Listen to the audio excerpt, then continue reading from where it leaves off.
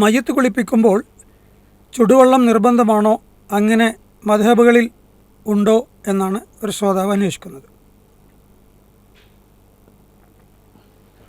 മയ്യത്ത് കുളിപ്പിക്കുന്ന സന്ദർഭത്തിൽ ചുടുവെള്ളം നിർബന്ധമില്ല.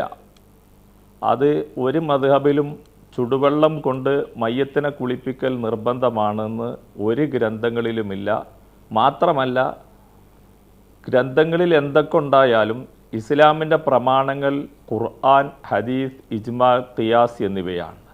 അള്ളാഹുവിൻ്റെ വചനമായ ഖുർആനും പ്രവാചകൻ ആ ഖുർആനിന് നൽകിയ വിശദീകരണവും പ്രവാചകൻ്റെ വിശദീകരണങ്ങളും പരിശുദ്ധമായ ഖുർആനും, ഇത് രണ്ടിൽ നിന്നും പണ്ഡിതന്മാർ കണ്ടെത്തുന്ന ആശയത്തിൻ്റെ പേരിൽ ലോകത്തുള്ള പണ്ഡിതന്മാർ എല്ലാവരും ഐക്യകണ്ഠേന എടുത്ത തീരുമാനങ്ങളിലോ വ്യക്തമായ ഖിയാസ് എന്ന് പറയുന്ന തുലനശാസ്ത്രത്തിലോ ഇതിന് യാതൊരു രേഖയുമില്ല എന്നാണ് നമ്മൾ മനസ്സിലാക്കേണ്ടത്.